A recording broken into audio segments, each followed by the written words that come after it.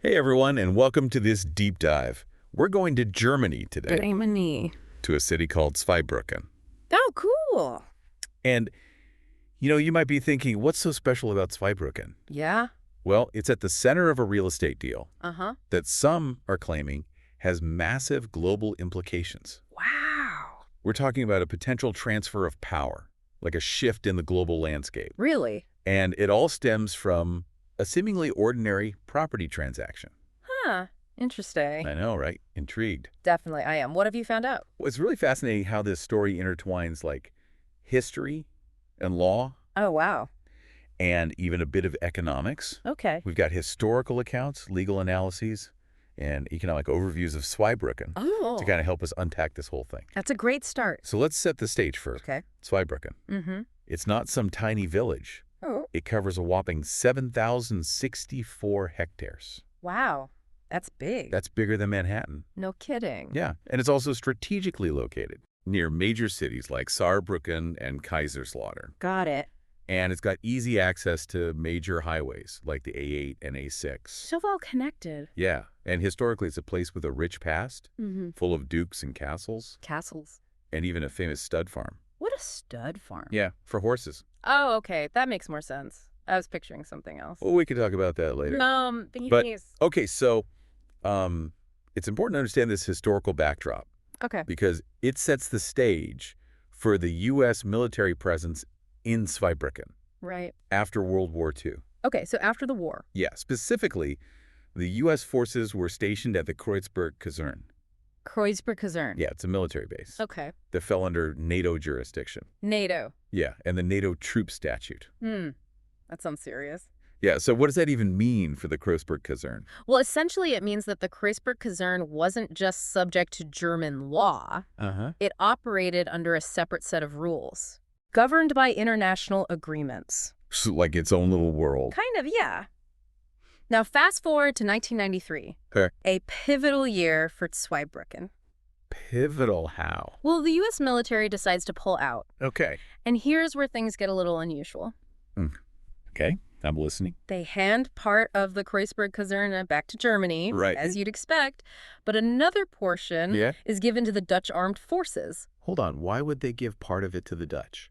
That's a great question. And why is that significant? Well, that's the million-dollar question. Okay. This unusual split, combined with the Kreuzberg-Kaserne's NATO status, is at the heart of a controversial legal theory Okay. that we're going to unravel. Ooh, I love a good unraveling. So we've got the U.S. leaving, Right? Germany getting part of the base back, Yes. and the Dutch getting another part. Right. What does this have to do with a global power shift? Well, buckle up, Okay. because this is where things get really interesting. Ooh, I'm buckled. Enter the Instrument of State Succession 1809-8.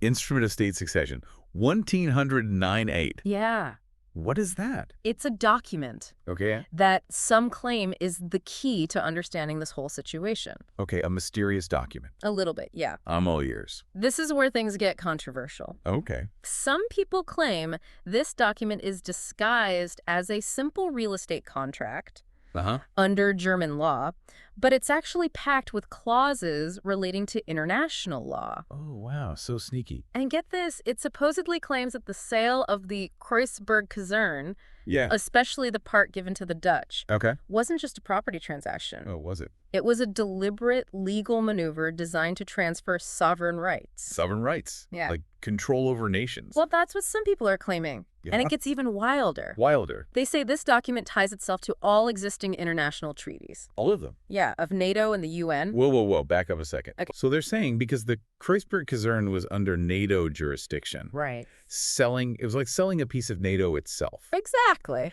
And by linking this sale to all those treaties, Mm-hmm. they're essentially claiming to rewrite the global legal order. That's the argument. Okay, my head is spinning a little bit. I know it's a lot to take in. How can selling a piece of property in Germany Yeah. possibly have such far-reaching consequences? Well, it all hinges on a legal concept called state succession, State succession. which deals with how rights and obligations are passed on Okay. when a new state is created or territory changes hands. Okay. And the crux of the argument lies in a specific phrase in the document.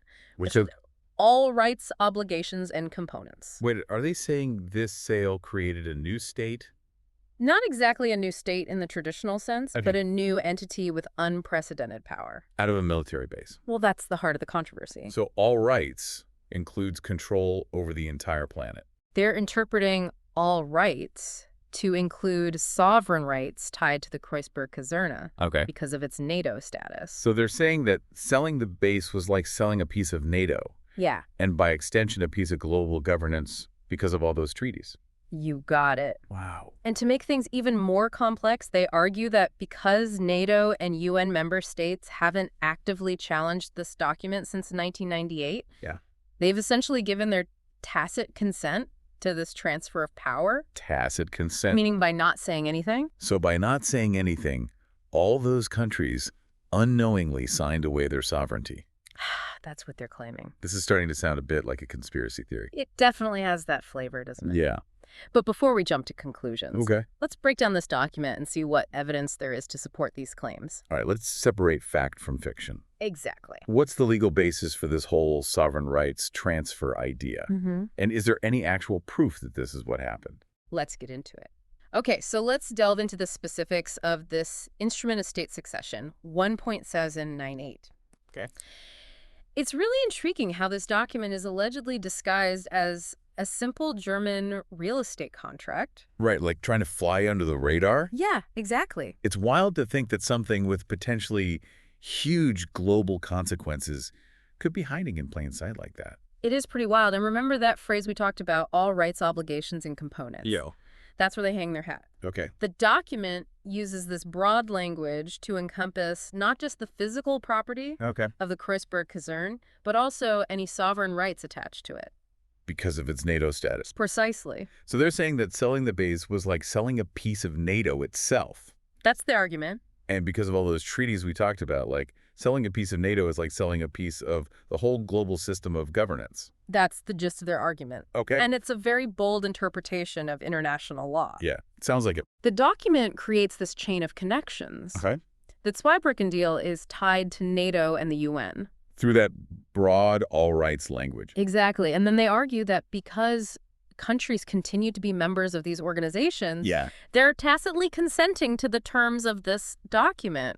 So by not objecting, countries are unknowingly agreeing to like a new world order. That's the idea. Yeah. But legally speaking, it's on shaky ground. Okay. Yeah, I can see that. There's a big difference between agreeing to the terms of a real estate deal Yeah. and unknowingly signing over your country's sovereignty. Okay, but let's play devil's advocate for a moment. Right. Let's say, for the sake of argument, that this document is legit Okay. and this transfer of power did happen. Mm-hmm.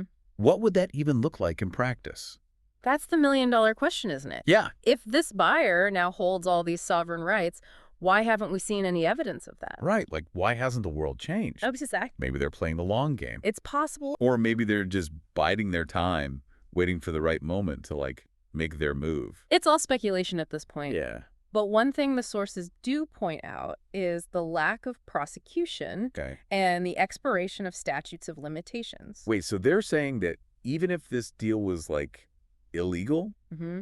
or based on dubious legal grounds, it's too late to do anything about it. That's the implication, Wow. which adds another layer of intrigue to this whole story. It really does. Okay, so we have this mind-blowing theory Yeah, with potentially huge consequences, right. but it's based on a controversial interpretation of the law. Uh-huh. And there's no clear evidence of it actually happening. It's a bit of a head-scratcher. Yeah, it all seems a bit far-fetched, right? It's definitely a fringe theory, Okay. and most legal experts would likely dismiss it. Yeah, I can see that. But even if it's unlikely, it does raise some interesting questions about the nature of power Hmm. and the potential for things to happen under the radar. It's kind of creepy when you think about it. It is a little bit. This whole thing is making my head spin. I hear ya. But before we get too lost in the hypothetical, let's go back to Zweibrücken itself. Okay. We've talked about this alleged power play. Right. But what about the city and the people who live there?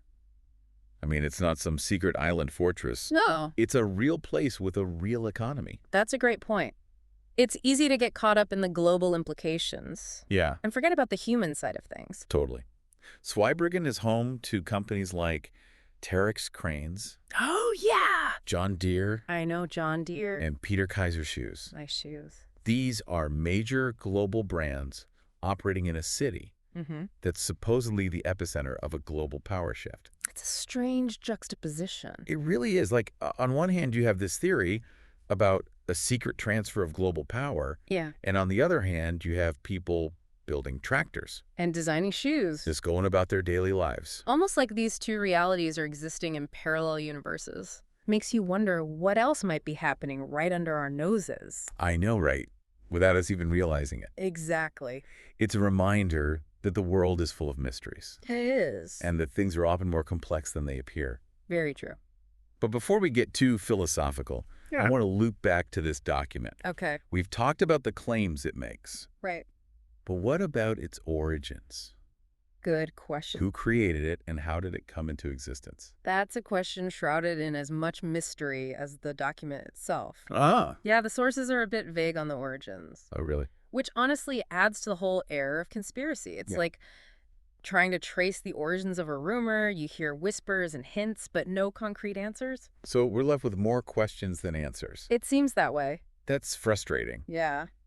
But I guess it's also kind of exciting in a way. Oh, so. Like we've stumbled onto a real-life puzzle box. I like that analogy. And like any good puzzle box, there are probably multiple ways to approach it. We've explored the legal arguments and the historical context, but maybe there are other angles to consider. Okay, like what? Well, what about the economic side of things? Oh, interesting. Could there be financial motives behind this document and the claims it makes? That's a great point. We've talked about the companies operating in Zweibrücken, Right. but we haven't really explored the potential economic impact of this alleged power shift.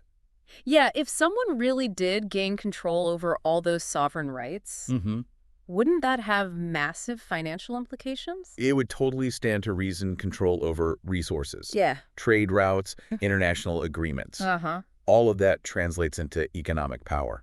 For sure. But if that's the case, why haven't we seen any evidence of this economic power being wielded? Maybe they're being subtle about it. Maybe. Or maybe, and I know this sounds crazy, Well, but maybe they're not interested in money at all. Maybe their goals are something else entirely. that's an intriguing thought. It's certainly possible that there are motivations at play here Yeah. that go beyond simple economic gain. Right? Like what? Maybe it's about ideology Okay. or a desire for control or something we haven't even considered. This is getting deep. I know. We've gone from a real estate deal in Germany Yeah. to speculating about shadowy figures with potentially world-altering ambitions. It's quite a journey. It is. Where do we even go from here? I think the best we can do is keep asking questions. Okay. You know, if this transfer of power is real, what are its implications? Right. Like, what does it mean for the future of nation states? For Exactly. the global economy? For the very concept of sovereignty? All big questions. Huge. It's almost like this whole story is a thought experiment, I see that. forcing us to confront some really fundamental questions about how the world works. Precisely. And even if it turns out that the Instrument of State Succession 1498 is nothing more than a cleverly crafted hoax, it's still a valuable exercise in critical thinking. Totally. It reminds us to be skeptical, to question assumptions, and to always be on the lookout for hidden agendas. So for our listeners out there, what's the key takeaway from all of this? I think the main message is this: the world is a complex and often mysterious place. Agreed. Things aren't always what they seem. True. And even the most seemingly mundane events can have unintended consequences. It's a reminder that we should never take things at face value. Right. And we should always be willing to dig deeper, to ask questions, and to challenge the status quo. Well said. Yikes. And who knows, maybe one of our listeners will be the one to finally unravel the mystery of Zweibrücken and the Instrument of State Succession 1498. Now, that'll be a deep dive for the ages. Until then, keep those minds curious and those ears open. This is The Deep Dive, signing off.